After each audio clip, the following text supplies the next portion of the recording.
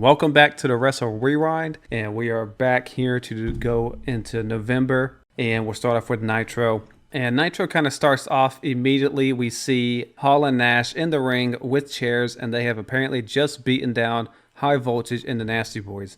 We don't know exactly what happened, but we see the Outsiders then approach the announce table, and they intimidate Tony Schiavone. And Scott Hall tells them that he's heard of how scary the Faces of Fear are, and he tells them to come down to the ring, and they will go ahead and slap the coconut breath out of them. And Hall says that the Faces of Fear don't come out here, then they will come to them. So they leave, and they head to the back, and we follow them backstage. And as we see them go backstage, the Faces of Fear come out and ambush the Outsiders, and then the two teams continue brawling all the way out of the building as we go to commercial. So that's kind of a hot opening. We kind of see chaos right as the show starts. And then we get some more chaos right before commercial break. So that's a pretty good opening segment there. Pretty nice hook.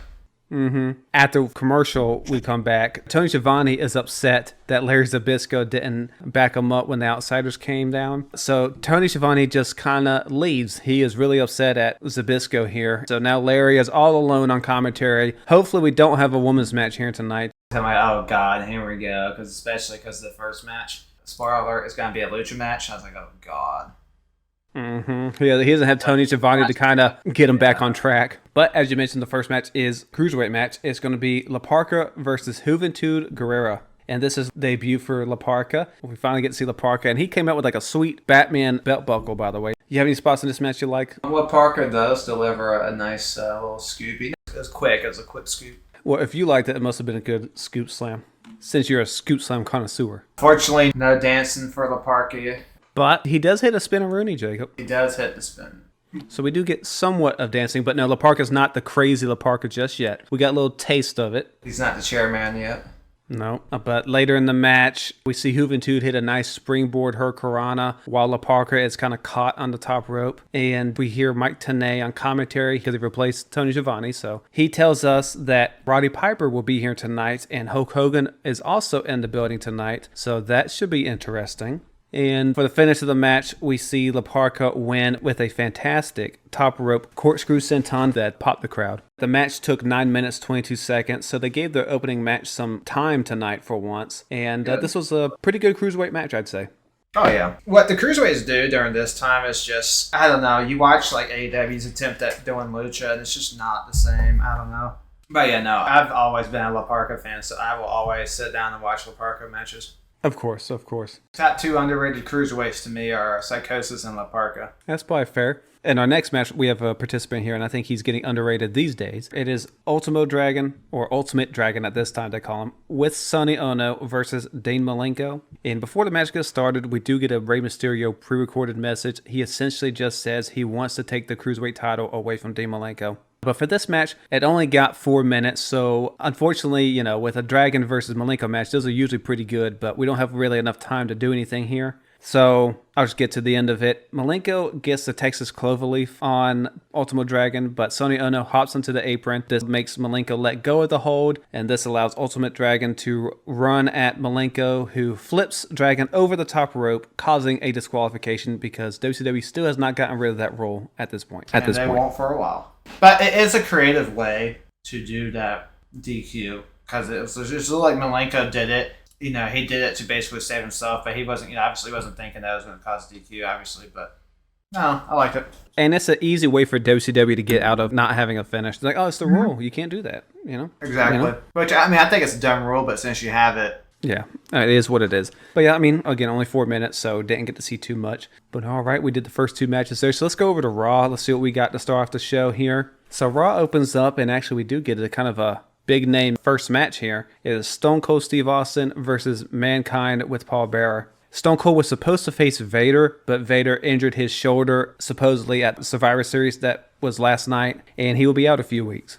And as Austin is making his entrance, Mankind appears from behind him, and he attacks him from behind, and the two men brawl while officials try to separate them. They are eventually separated, and we get into the ring, and we start the match. And it doesn't take long for Stone Cold to start stomping a mud hole into Mankind, so we're definitely getting to some vintage Stone Cold stuff.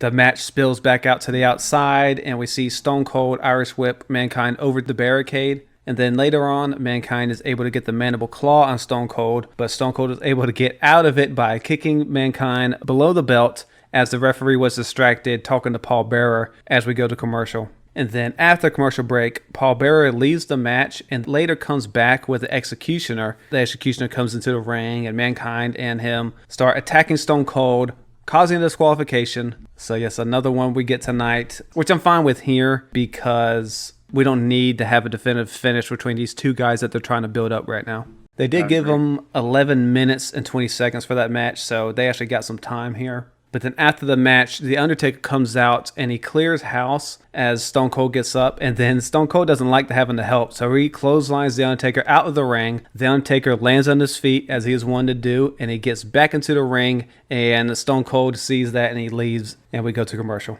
But yeah, for the match, this was a fine match. It was ruined by the Executioner run-in, but until we get rid of the Executioner, we're kind of getting a lot of that. Yeah, Mankind's going to be on the lull for right now. Yeah, I agree.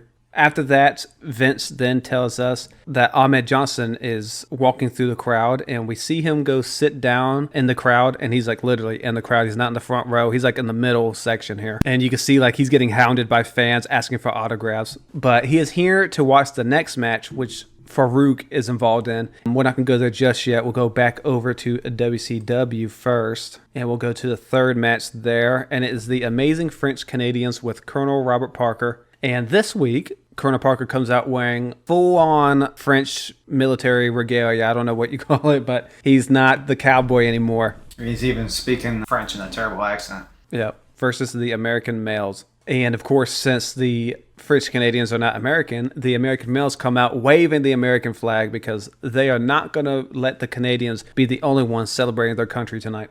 But the announcers tell us that the winner of an upcoming Amazing French Canadians versus Harlem Heat match will win the right to have their manager get 5 minutes with the other manager. So yes, this is kind of a similar stipulation to what we had with the Hogan and Booty Man against the Dungeon of Doom. We're kind of getting that run back here. God, that stipulation was so dumb. Like, it's not as bad this one, because like for the one with Hogan, they're acting like it was such all this will help us against the Dungeon of Doom. Yeah, it was a master plan. It was so bad. But we're not here to discuss that. We already did. But during this match, we see the issues between Bagwell and Riggs continue and, just having a whole bunch of miscommunication. As Bagwell wants to do, when he gets hot tag offense, he delivers double scoop slams and he gets double good scoops. Both Bagwell's near the top of the list in scoop slams, at least from what we've seen. Yes. You have noted it on the show before. But at the end of the match, Riggs knees Rougeau in the back and he falls forward and he collides heads with Bagwell. And this makes Bagwell get pinned. And then the two American male members argue after the match. But we don't come to blows just yet. But yeah, the Amazing French Canadians win the match in 5 minutes and 25 seconds. But other than the match, the stipulation they were talking about, I don't like it because we saw it once already. It was really bad. And I would like it if the American males breakup would hurry up and happen. They've been teasing it for almost a month now. But after that match, we do go to an Arn Anderson pre-recorded video. He says that Luger may think that he broke Arn's will, but he didn't. And Arn warns Luger by saying, if you knock him down, he will get back up. So Arn's not done with Luger yet. And we had that video because the next match is Hugh Morris versus Lex Luger. So Hugh Morris goes for a top rope splash and he misses it. And Luger is able to take advantage of it and he puts Hugh Morris in the torture rack for the win. But he kind of struggled with the torture rack a little bit. Luger looks disappointed and you can tell that he wanted to redo the spot before the ref said that he tapped to the torture rack. But this was another short match, 4 minutes, 22 seconds. More of just a showcase for Luger, but they are going all in on Luger right now, being the big babyface, being the hope against the NWO. So they're building him up really well right now. After that match, we go to an in-ring interview with Luger. Luger hypes up the upcoming 60-man Battle Royal at the upcoming World War III pay-per-view. And as he is talking, the crowd starts to cheer very loudly. And Luger may think it's for him, but it's not. They see Sting walking to the ring, and Sting gets into the ring and he gets right in Luger's face and he has a bat in hand. So he puts his bat into the center of Luger's chest and he kind of pushes him away with it. And then Sting hands Luger the baseball bat and he leaves. So Sting is kind of playing some mental games here. He's trying to see what people are going to do in these situations. And Luger's just kind of left in the ring with a confused look on his face. And then Mean Gene comes up to Luger and he goes to ask him some further questions. But Luger motions at Mean Gene that he doesn't want to answer any more questions, so he leaves. So Sting has some rituals, he wants to know who's on the good side versus the bad side. So he's going to play some games with these people in the upcoming weeks to see where people stand. So we'll go back to Raw, see what exciting thing they got going on over there. Before the next match, we see Sunny come out. She has a short little promo. She comes out to introduce a dear friend of hers, and she brings out Farouk. And again, he is in the Nation of Domination now, so it's not Gladiator Farouk. But he is coming out because he is going to be facing Savio Vega here. And they actually give this match some time. But this match had no business going 11 minutes. Do you have anything you like? No, there is a horrendous superplex botch. Very bad. Savio Vega goes to the top rope for a top rope superplex. They don't hit it because they both just kind of fall to the outside. It looks dangerous. Like someone could have gotten seriously hurt. Yeah, it looked really rough, and they don't go back to the spot. They kind of just abandon it, which is good because you don't want to do that twice. Yeah, no. But later on in the match, they get back into the ring, but then later Farouk tosses Savio Vega back outside the ring, and as Farouk distracts the refs, we see PG-13 attack Savio Vega with a 2x4. Then they roll Savio back into the ring, and Farouk covers for the win. Then after the match, immediately after, we see Ahmed Johnson run out, and he clears the ring of the Nation members, and the Nation goes to leave through the crowd, and then Ahmed gets the mic, and he starts a "You're Going Down" chant. You mean Gubba Dub? Yeah, Yo Gubba Dub.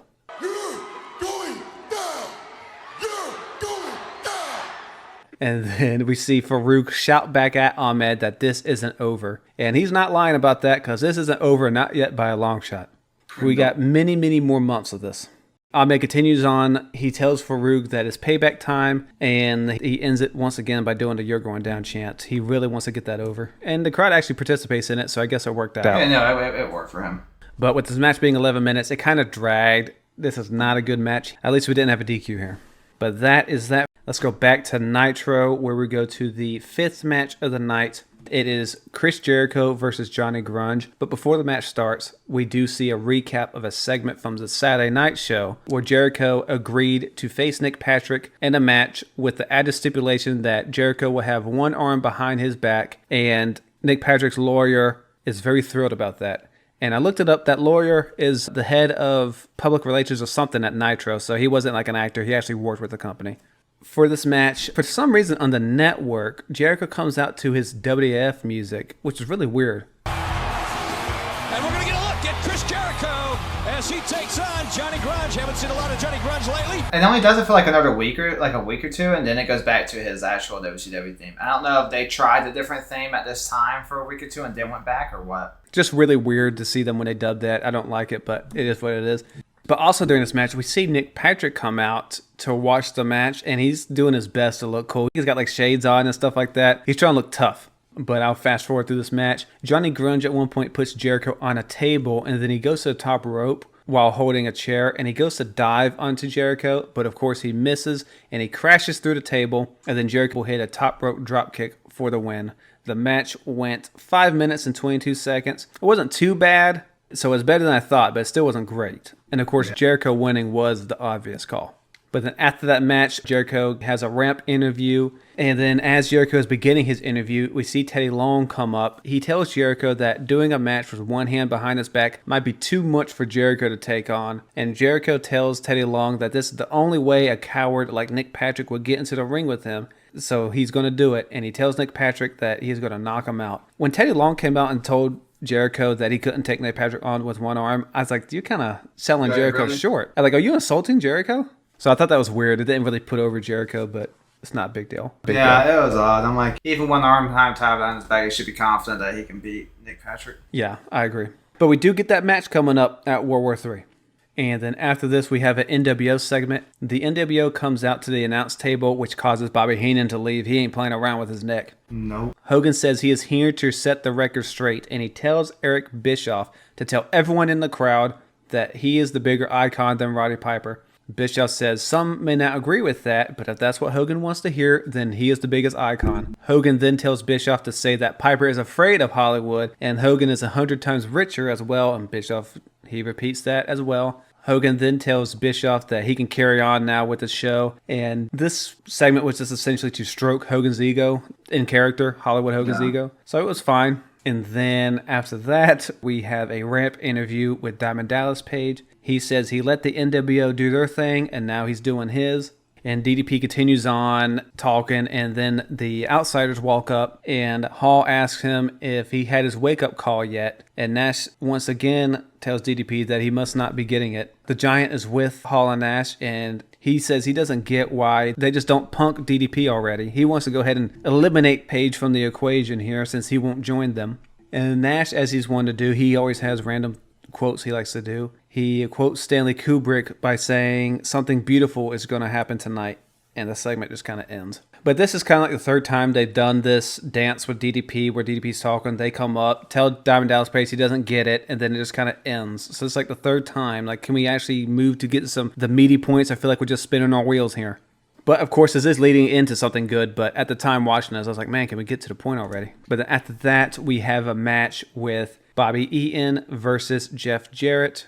And this is a super short match, only 2 minutes, 19 seconds. So Jarrett goes for the figure four. And as he's doing that, we see Ric Flair make his way to the ring to a big pop from the crowd. He's in his Cosby sweater, though. But Jarrett wins the match with the figure four. And then afterwards, Flair and Jarrett strut all over the ring. But this leads into an interview segment with him. And Jarrett says he chopped the Giant down to size. And he would do it again if he has to. Flair tells us that he will be back soon, but in the meantime, Jarrett will style and profile. He must have a different definition of soon, because he'll come back in about 6 months from here.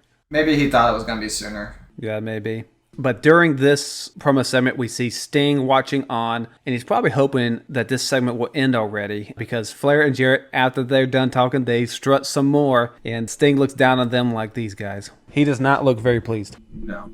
Let's go back to Raw, where we have our third match for the day, and essentially this is the main event match. We do have a segment after this, so it's not the technical main event, but the third match here is Leif Cassidy and Bob Holly versus Doug Furnas and Philip LaFon. For some reason, Captain Lou Albano comes out with Bob Holly and Leif Cassidy, and then he later comes back out with Doug Furnas and Philip LaFon for some reason, and then he walks with those two down to the Spanish announce team, and he joins the Spanish announce team again. He did it yesterday at the show, and he's doing it again today. Does Captain Lou Albano speak Spanish? I don't know.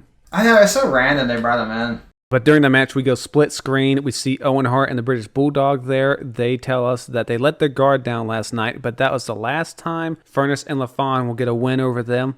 Owen says he is pissed that they lost, but they are fighting champions, and they will fight Furnas and LaFon anytime. Viv says that they will have to earn a title shot first. And in my head, I was like, that shouldn't be hard. All I had to do is like win one match. This tag team division sucks. Not this division. I'll fast forward to the finish. This match was 9 minutes long. It's not a very exciting match. Yeah, Furnas counters an attempt at a dragon suplex and hits the Cobra, like a Cobra Clutch suplex. Very nice, but match itself wasn't very great. But Furnas has some nice power spots. He's definitely the more impressive member of his team. Oh, yeah, yeah. But we have one more segment for Raw, but we'll catch up on Nitro's side first. And we'll go into the 7th match of the night, and it is Big Bubba with Jimmy Hart versus Jim Powers. The second I say the name Jim Powers, you know this is a job match. So, of course, Big Bubba wins this match. He wins with his falling power slam, which I always love to see him do it. He is beautiful every time. He wins the match in 3 minutes and 54 seconds. But after the match, we do go to a Kevin Sullivan pre-recorded video, and Sullivan essentially just says he's going to give Benoit a history lesson. We'll see. But our main event match here, and again, we also have a segment after the main event match, but it's Chris Benoit with Woman versus Eddie Guerrero. So I forget what number matchup this is, but I don't know, it's at least 7th time we watched them face each other. Early on, Eddie Guerrero lands on his feet out of a monkey flip, and then he runs at Benoit, and Benoit turns it into the crossface. I thought that was nice. Yeah, at this point in WCW, we don't really see him do too much of the, I'll call them catch crossface moves, where he gets someone in the middle of a move. So it's kind of cool to see that here. But at one point in the match, Benoit has a beauty of a backdrop on Eddie. Then later on, Eddie has a nice reversal of a Benoit powerbomb attempt. He reverses it with a nice sunset flip. Pretty cool stuff. The match spilled to the outside, and Woman steps in between Benoit and Eddie. Eddie grabs Woman's arm to try to get her out of the way. He does it kind of forcefully, and Benoit doesn't like it, so he gets in Eddie's face, and then the two men, of course, start brawling outside the ring. They eventually make their way back into the ring, and Eddie gets Benoit in position for the frog splash, but Benoit gets up, but Eddie is able to turn that into a hurricanrana. But when they land, Benoit kind of continues to roll with the hurricanrana, and he flips Eddie over, and he gets the pin. So Chris Benoit wins the match. I don't have how long that match went. 9:23. There was a commercial break, so it probably went longer. Solid wrestling match. Again, these two get in the ring together. They know what they're doing. But now we are on to the main event segments for both shows. Let's go ahead and go to Raw's. And it is an in-ring interview with Sycho Sid. Sid says he does not feel bad for his actions last night. And he says Jose Lothario put himself in harm's way and only misery can come from that. He's kind of telling the truth. Jose shouldn't have been involved. This is a title match, sir. Get out of here. True. JR then starts to talk about Sid's next opponent, which is going to be Bret Hart. Because remember, Bret Hart won this match yesterday. That was a number one contenders match. So Sid tells Bret Hart that his wrestling comeback will end on December 15th, Bret Man. And he accidentally says Bret Man, and then he fixes it. He fixes it and says Hitman. But Sid continues on saying that when the smoke clears, he will be the one left standing, and pyro goes off and the show ends. Sid had been doing pretty well in promos, but this one he kind of flubbed it. But for the most part, it was pretty decent. But the crowd loves Sid again. They loved him last night. They love him here. A fine ending for Raw. Not the most exciting thing, but building towards their match. But overall, this was kind of a bummer of a Raw as a follow-up to an amazing Survivor Series. Yeah, no, it is. So I was kind of let down with that. And Raw's really not going to get going real hot until they move to 2 hours, which is not going to happen until March of 97. So we just got to get through it. We'll all get through it together. Yep, we will get through it together. But the best part of Raw was the beginning part, and it all was kind of downhill from there. We are starting to get into some more interesting things in the tag division, and we also got the Nation of Domination involved. So the title picture overall looks pretty good right now. We got Undertaker, Sycho Sid, Shawn Michaels, Stone Cold, Bret Hart. So that's a lot of contenders right there. So we're building stuff good. It's just the stuff beneath that needs a lot of work. But let's go ahead and go to the main event for Nitro. And we see Bischoff in the ring, and Bischoff, he apologizes to the crowd for what Hogan forced him to say earlier in the day, and he says he is working very hard to get the Piper match to happen. And as he's saying this, we hear Roddy Piper's music hit, and Bischoff looks surprised to see him, even though they told us earlier that he was going to be here today. But we'll find out. So Piper, he gets into the ring, and he tells Bischoff that he came here to tell some truths, because he hasn't heard this many lies except for when he was saying them. Piper says he understands that Hogan called him a coward, and then he quotes LL Cool J, and he accuses Bischoff of being a liar because in the LL Cool J song, it said you slapped Roddy Piper and didn't get a hassle, you're a liar. So he points at Bischoff and he tells him to his face that he's a liar. What is he lying about? Well, we'll see. Piper asks Bischoff some questions regarding the directions to his house. Do you have to take the left or the right? And Bischoff doesn't know the answer to them. And so it's revealed that Bischoff has been lying to us about him trying to say he's been working with Piper trying to get this match taken care of. So what's going on here? Piper continues to question Bischoff about his lies as we see the NWO come out and they get into the ring and they grab Piper. Hogan grabs the mic and he reveals to us that Bischoff, yes, Eric Bischoff, has been orchestrating this whole deal from the get-go. He is a member of the NWO. That son of a bitch. Who knew? We had no idea. Bischoff takes a cheeky bow and Piper is incensed. And Hogan tells us that now everyone knows who they are working for. And this explains a ton of stuff that has happening through the past few months. It explains why Bischoff left the announce booth back on September 30th saying that he was on a business assignment or whatever. And why Nick Patrick has been assigned to critical matches for the WCW. And this also explains the line where Hall and Nash keep Diamond Dallas Page that he doesn't get it. He doesn't know that Bischoff is part of the NWO. A lot of stuff makes sense now. And the crowd didn't see this coming either, I don't think, because they seemed very surprised when Bischoff was revealed to be a member at the NWO. But Hogan tells Piper that he is fighting a losing battle, and he says Piper has never been anything in the wrestling business. And then we see Piper spit at Hogan, and then after that, Hogan takes off his belt and tells Piper it's time to teach him some respect. We don't get to see any whipping, though, because Hogan just leaves as the NWO celebrate their con job they did. And as they are walking towards the back, Piper grabs the mic and he tells Hogan if he wants a fight, he's got it. Piper's not afraid. He doesn't care if the deck is stacked against him. He still wants to match with Hogan. So this is a huge episode of Nitro, big moment in Nitro's history. A lot of people like to think that maybe Vince was the first evil authority figure, and I don't think Bischoff was either, but Bischoff had kind of made it more mainstream before anybody else. So you got to give him credit there. Way before Miss McMahon characters, so. Yeah, so a lot of people may not know that. So Bischoff, yes, he was first on this, the evil authority figure. He just wasn't as good at it as Vince was.